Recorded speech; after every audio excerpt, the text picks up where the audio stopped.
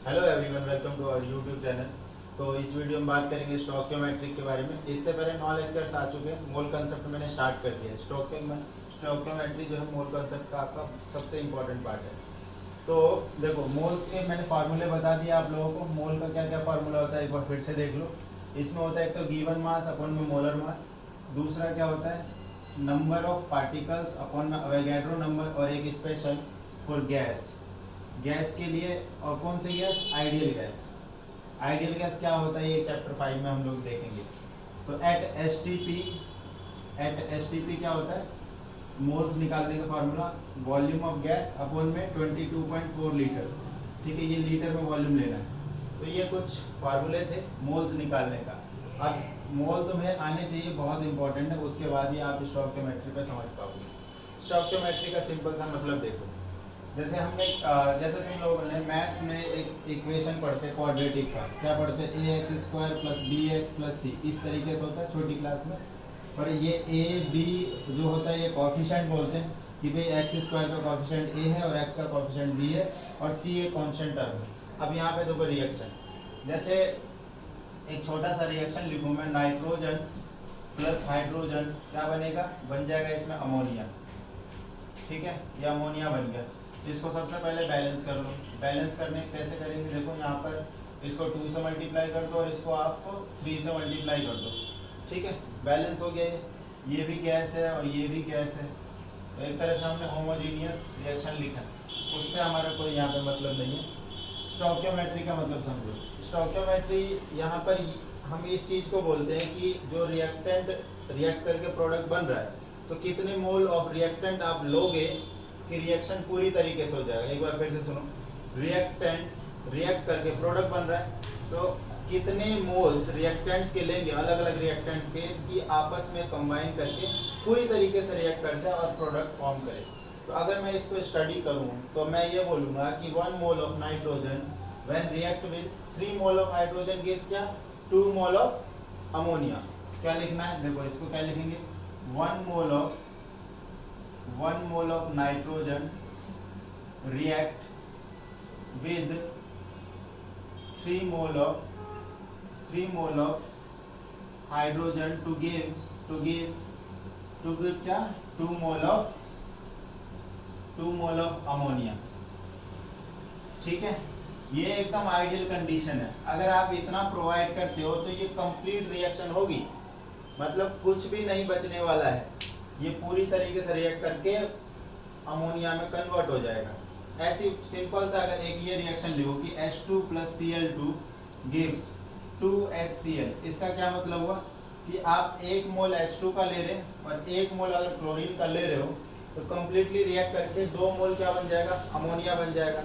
इसी तरीके से और एक और एग्जाम्पल लिखूँ, H2 प्लस O2 2H2O और यहाँ पे 2 से मल्टीप्लाई कर दो। रिएक्शन का बैलेंस होना बहुत ज़रूरी है बेटा। तो यहाँ पर आप देखो कि 2 मोल अगर हाइड्रोजन रिएक्ट करेगा किससे? 1 मोल ऑफ ऑक्सीजन से, आपका क्या बनने वाला है? 2 मोल ऑफ वाटर बनेगा। तो ये स्टोइकियोमेट्री बोलते हैं इनको। जो ये जो आपका रिएक्टेंट मॉलिक्यूल किससे पहले जो लगा हुआ है ना, यही आपकी क्या है? स्टोइकियोमेट्री है। यही इसकी क्या है? स्टोइकियोमेट्री। इसलिए मैंने इसको शुरुआत में ही किससे कंपेयर किया था?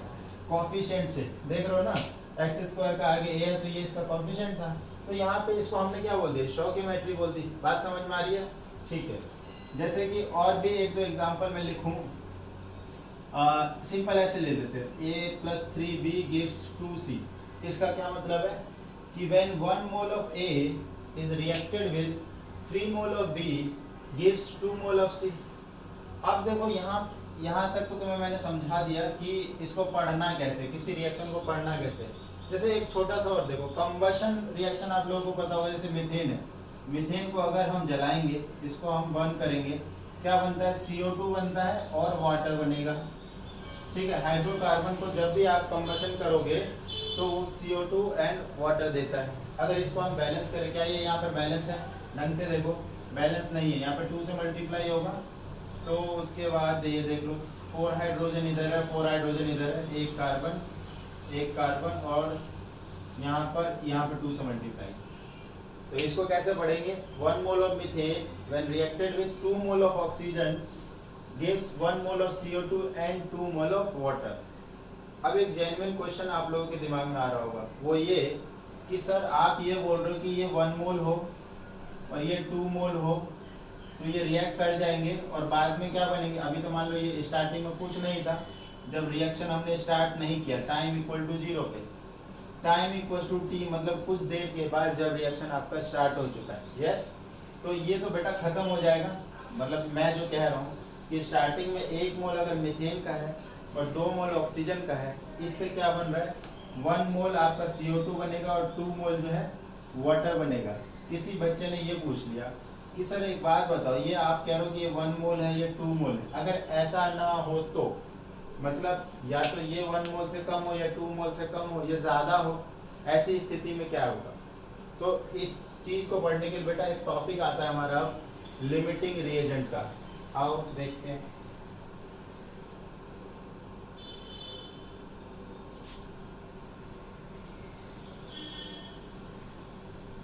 सबसे इजी एग्जांपल लेके काम करते हैं, स्टार्ट करते हैं काम को। जैसे वाटर का ही एग्जांपल ले लेता हूँ। वाटर कैसे होता है, ये एक रिएक्शन होगा 2H2 plus O2 gives water.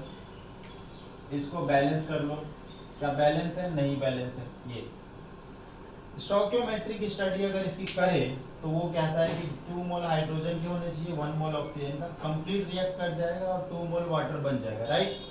अब यहाँ पर क्वेश्चन ये है कि सर ये 2 मोल नहीं है, चलो पहले ग्राम में दे दिया मैंने, ये दे दिया मैंने 10 ग्राम दे दिया आपको, और ये आपको दे दिया यहाँ पे फॉर एग्जांपल 32 ग्राम, ठीक है। अब सबसे पहला काम क्या होता है, जब भी आप इस तरीके के स्टोइकियोमेट्री के क्वेश्चन सॉल्व करोगे तो आपको मोल के फॉर्म में सॉल्व करना है। किसके फॉर्म में, मोल के फॉर्म में। तो ये देखो 10 ग्राम दे रखा है, 32 ग्राम दे रखा है, आप सबसे पहला काम क्या करो, आप मोल कैलकुलेट कर लो। तो आओ देखो मोल का फार्मूला अभी हमने आपको बताया था, गिवन मास अपॉन में मोलर मास होता है, ठीक है, given mass upon molar mass. तो मोल हम सबसे पहले निकाल लेंगे। देखो ये 10 ग्राम है, और जब मोलर मास लेते हो तो ये स्टोइकियोमेट्री को यूज नहीं करना है। हाइड्रोजन का मोलर मास 2 होता है तो 2 ही रहेगा, चाहे वो किसी भी रिएक्शन में आप ले रहे हो, ठीक है। ऐसा नहीं है कि आप इसको 2 से मल्टीप्लाई कर लेंगे, राइट। तो ये कितना आ गया बेटा, 5 मोल आ गया ये आपका। यहाँ पर अगर मोल की बात करें तो ये मोल कितना आ गया, देखो ऑक्सीजन है, गिवन मास तो 32 है, और ऑक्सीजन का मोलर मास कितना होता है, ये भी 32 होता है, तो कितना मोल आया बेटा, 1 मोल आया, ठीक है। अभी देखो आइडियल कंडीशन क्या था, आइडियल कंडीशन था कि आपके 2 मोल और 1 मोल होने चाहिए। अच्छा ये तो 1 मोल है, ये 2 मोल से ज्यादा है, और 2 मोल से ज्यादा है तो ये हुआ एक्सेस रिएजेंट। अब ये सर कोई इजी तरीका है, तो एक होता है बेटा स्टोइकियोमेट्रिक रेशियो निकाल लो आप, स्टोइकियोमेट्रिक रेशियो, ये क्या होता है, तो ये होता है mole upon stoichiometric coefficient, stoichiometric coefficient, ये एक फार्मूला होता है। इससे क्या पता चलेगा, इससे आपको पता चल जाएगा कि कौन सा वाला लिमिटिंग रिएजेंट है। वैसे तो यूनिटरी मेथड निकाल के हो जाता है, किसी बच्चों को समझ में आ ही गया। देखो 1 मोल से रिएक्ट करने के लिए कितने मोल चाहिए थे, 2 मोल चाहिए, तो यहाँ पे दिया कितना है, 1 मोल के सामने में 5 मोल है, बेटा ज्यादा है ना, तो ये तो हुआ आपका एक्सेस रिएजेंट। क्या हुआ ये, एक्सेस रिएजेंट। और दूसरा क्या हो जाएगा, दूसरा हो जाएगा लिमिटिंग रिएजेंट। अभी बताता हूँ क्या है। तो इससे क्या पता चलेगा, इससे भी यही पता चलेगा। और देखो कैसे, देखो ये 5 मोल है और इसका स्टोइकियोमेट्रिक रेशियो कोएफिशिएंट क्या है, 2 है। ये कितना आ गया, 2.5 आ गया बेटा। और इधर देखो मोल कितना है, 1 है। स्टोइकियोमेट्रिक कोएफिशिएंट कितना है, यहाँ पर 1 है, तो 1/1 तो बेटा 1 ही आया ना। तो स्टोइकियोमेट्रिक रेशियो जिसका कम होगा वो हो जाएगा लिमिटिंग रिएजेंट, और जिसका ज्यादा होगा वो क्या हो जाएगा, एक्सेस रिएजेंट। तो ये क्या हो गया हमारा, लिमिटिंग रिएजेंट। तो दोबारा से सुनो, आपको अगर आइडियल कंडीशन में वैल्यूज नहीं दी हुई है, आइडियल कंडीशन क्या होता है, जैसे 2H2 प्लस 1O2, तो अगर इसके 2 मोल होते और इसका 1 मोल होता तो ये आइडियल कंडीशन होती। अगर ये ना दे के आगे पीछे कुछ भी वैल्यू दे रखी तो आप निकालो उनके स्टोइकियोमेट्रिक रेशियो। कैसे निकालेंगे, पहले आप मोल फाइंड करो, मोल को स्टोइकियोमेट्रिक कोएफिशिएंट से डिवाइड करना है। वो क्या होता है, इनके आगे जो वैल्यू लगी होती है इससे डिवाइड करोगे आपका स्टोइकोमेट्रिक रेशियो आ जाएगा। जो वैल्यू जिसकी भी ज़्यादा वैल्यू होगी वो एक्सेस रिएजेंट कहलाएगा और जिसकी कम होगी वो लिमिटिंग रिएजेंट कहलाएगा। तो इस केस में ऑक्सीजन क्या हुआ बेटा हमारा लिमिटिंग रिएजेंट। ठीक है, अब देखो जरा ये लिमिटिंग रिएजेंट मैंने समझा तो दिया, डेफिनेशन तो दी ही नहीं तुम्हें। तो लिमिटिंग रिएजेंट ऐसा रिएक्टेंट होता है, लिमिटिंग रिएजेंट रिएक्शन में ऐसा रिएक्टेंट होता है जो पूरी तरीके से रिएक्ट कर जाए। ठीक है, और यही रिएक्शन को गवर्न भी करता है। ठीक है, आप डेफिनेशन लिखना तो लिख लो। The limiting reagent is a reactant which gets completely consumed in the chemical reaction and finally it governs the chemical reaction. Governs का क्या मतलब है, लिमिटिंग रिएजेंट क्योंकि इसका अमाउंट कम है और जैसे ये खत्म होगा रिएक्शन स्टॉप हो जाएगी। तो जरा निकाल के देखते हैं यार, इसमें लिमिटिंग रिएजेंट है और ये एक्सेस रिएजेंट है, तो जब रिएक्शन खत्म हो गई होगी तो ये बची कितनी होगी, आओ देखते हैं। H2 plus O2 gives H2O है, ये 2 लगाओ और यहाँ पर 2 लगाओ। अभी यहाँ पर अब मैं डायरेक्ट मोल लिख लेता हूँ। तो इसके 5 मोल थे और इसके 1 मोल था, ये 5 मोल है और इसका 1 मोल है। तो ये स्टार्टिंग कंडीशन है ना, ये टाइम 0 पे। मान लो कि जब रिएक्शन स्टार्ट नहीं हुआ है, जब रिएक्शन खत्म हो जाए उस समय में कौन खत्म हो जाएगा, लिमिटिंग रिएजेंट। ये लिमिटिंग रिएजेंट है, ये भी ये एक्सेस रिएजेंट है। तो जब ये रिएक्शन खत्म हो रहा होगा उस समय ये तो 0 होगा, है ना। जब लिमिटिंग रिएजेंट पूरी तरीके से खत्म हो जाएगा तभी तो रिएक्शन एंड होगा। तो at time equals to t, मतलब जब रिएक्शन फिनिश हुआ है, मान लो 1 घंटा 2 घंटा जितना भी हो, इसका 1 मोल कंज्यूम हो गया है। तो रिलेटिवली देखेंगे तो 1 मोल के सामने में इसका 2 मोल कंज्यूम हुआ होगा। तो 2 मोल अगर कंज्यूम हो गया होगा तो बचा कितना होगा, 3 मोल बचा होगा कि नहीं बचा होगा। अगर मैं यहाँ पर रिएक्टेड अमाउंट भी लिख ही दूं एक बार को इधर, तो आप क्या बता सकते हो क्या इसका कितना रिएक्ट कर गया, पूरा 1 मोल का 1 मोल रिएक्ट कर गया। और इसका 3 क्योंकि बचा हुआ है तो 2 रिएक्ट किया होगा। एक बार फिर से समझो, आप सबसे पहले लिमिटिंग रिएजेंट फाइंड आउट कर लोगे, स्टोइकोमेट्रिक रेशियो निकाल के, बोलो हाँ ठीक है। ऑक्सीजन लिमिटिंग रिएजेंट है तो पूरी तरीके से कंज्यूम हो जाएगा। 1 मोल था पूरा कंज्यूम हो गया बेटा, कितना बचा 0। अब 1 मोल इसका कंज्यूम हुआ है तो रिएक्शन में देखो 1 के सामने में कितना रिएक्ट किया होगा, 2 रिएक्ट किया होगा। 5 थे 2 रिएक्ट कर गया, बचा कितना 3 और रिएक्टेड अमाउंट मैंने नीचे लिख दिया। अब जरा यहाँ पर भी गौर फरमाते हैं कि ये बना कितना होगा वाटर, जो लिमिटिंग रिएजेंट होता है उसके अकॉर्डिंगली ही प्रोडक्ट फॉर्म करना है। तो लिमिटिंग रिएजेंट कौन, ऑक्सीजन है। ऑक्सीजन का 1 मोल रिएक्ट करेगा तो वाटर का 2 मोल बन जाएगा। यस, ऑक्सीजन के 1 मोल से 2 मोल बनेगा और है कितना 1 मोल ही है, तो कितना बना होगा 2 मोल बना होगा। तो सवाल आपका क्या आता है, सवाल आपका एक तो पहला तो ये होता है कि लिमिटिंग रिएजेंट पहचानना होता है। 2 3 4 जितने भी रिएक्टेंट हो उसमें से लिमिटिंग रिएजेंट पहचानना होता है। दूसरा सवाल ये होता है कि जो एक्सेस रिएजेंट बचा हुआ है वो कितना बचा हुआ, और तीसरा जो प्रोडक्ट बना है वो कितना बना है। ये 3 सवाल पूछे जाते हैं इसमें। तो पहला तो लिमिटिंग रिएजेंट कौन है ये तो हमने देख लिया, और दूसरे बात है एक्सेस रिएजेंट कितना बचा हुआ है।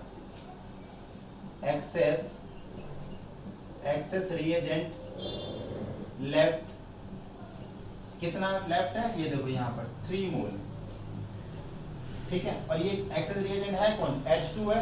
फिर इसका अमाउंट निकाल लो, मास निकाल लो, मतलब ये देखो given mass upon molar mass equals to 3। तो गिवन मास क्या हो जाएगा 3 इंटू मोलर मास बेटा 2, 6 ग्राम। कितना बचा हुआ है इसका 6 ग्राम बचा हुआ है।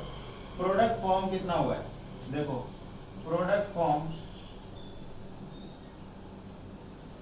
इक्वल्स टू कितना 2 मोल है ना, वाटर इज अ प्रोडक्ट और 2 मोल बना है। अब यहाँ पे देखो given mass of water upon molar mass of water equals to 2। तो गिवन मास वाटर का मोलर मास बेटा कितना होता है 18 होता है, 18 इक्वल्स टू 2। तो आपका ये कितना आ गया 18 इंटू 2 36 ग्राम। तो प्रोडक्ट आपका कितना बना है 36 ग्राम बना है। एक्सेस रिएजेंट बचा हुआ कितना है 6 ग्राम है, ठीक है। तो लिमिटिंग रिएजेंट क्या होता है, लिमिटिंग रिएजेंट वो रिएजेंट होता है या वो रिएक्टेंट जो कि रिएक्शन में कंप्लीटली कंज्यूम हो जाती है, ठीक है। और इससे रिलेटेड क्वेश्चन क्या आएगा, ये 3 टाइप की चीजें पूछेंगे, लिमिटिंग रिएजेंट कौन है, प्रोडक्ट कितना बना है, और ये। इसके अलावा इसमें रिवर्स क्वेश्चन पूछते हैं। रिवर्स क्वेश्चन का क्या मतलब होता है, एक सवाल मैं वैसा ही लेता हूँ, जैसे कि एक छोटा सा सवाल ये लेता हूँ कि रिवर्स क्वेश्चन का क्या मतलब हुआ। आपको एक रिएक्शन दे दिया, कार्बन प्लस में ऑक्सीजन गिव्स कार्बन डाइऑक्साइड। पता है क्या पूछेगा, बोलेगा कि बेटा जी इसका 22 ग्राम बनाना है, तो आप ये बताओ कार्बन कितना यूज हो रहा होगा। देखो 22 ग्राम बनाने के लिए बैलेंस है, 1 मोल से 1 मोल बन रहा है, इसके भी 1 मोल से 1 मोल बन रहा है। 22 ग्राम के लिए पहले मोल निकाल लो, CO2 के मोल निकालोगे 22 अपॉन में कार्बन डाइऑक्साइड के मोलर मास कितना होता है 44, तो वैल्यू 0.5 मोल आई। तो देखो 1 मोल से 1 मोल बन रहा होगा, तो 0.5 मोल बनने के लिए रिवर्स में जाओगे तो कार्बन का मोल कितना रिक्वायर्ड है 0.5। देखो 1 मोल कार्बन गिव्स 1 मोल CO2, तो CO2 आपका 0.5 मोल है, तो 0.5 मोल के लिए कितना कार्बन चाहिए, 0.5 मोल ऑफ कार्बन ही चाहिए, 0.5 मोल ऑफ कार्बन चाहिए। अब यहाँ से अगर तुम्हारे पास 0.5 मोल कार्बन आ गया तो वहां से मास नहीं निकल जाएगा, क्योंकि mole equals to given mass upon molar mass. तो यहाँ पे मोल 0.5 है, कार्बन का मास होता है 12 W, 6 ग्राम आ गया। तो एक बार के लिए आप अगर लिमिटिंग रिएजेंट का कॉन्सेप्ट समझ गए तो आप access reagent, limiting reagent, product कितना फॉर्म हुआ है, सारी चीजें आराम से इक्विवेलेंट वैल्यू के साथ में कैलकुलेट कर सकते हैं। बाकी इससे रिलेटेड क्वेश्चन आपके एग्जांपल्स में, एनसीईआरटी का एग्जांपल्स में देखना, और इवन एक्सरसाइज में भी क्वेश्चन है और काफी जगह ये सब यूज होगा। अभी तो बहुत बेसिक चीज है, तो होपफुली ये आपको समझ में आ गया होगा। नेक्स्ट वीडियो में मैं और भी इसके क्वेश्चन लेके आऊंगा लिमिटिंग रिएजेंट और स्टोइकियोमेट्रिक से related, and in the further video we will start with the molarity and concentration etcetera. ठीक है, तो होपफुली ये वीडियो आपको अच्छी लगी होगी। Thank you so much.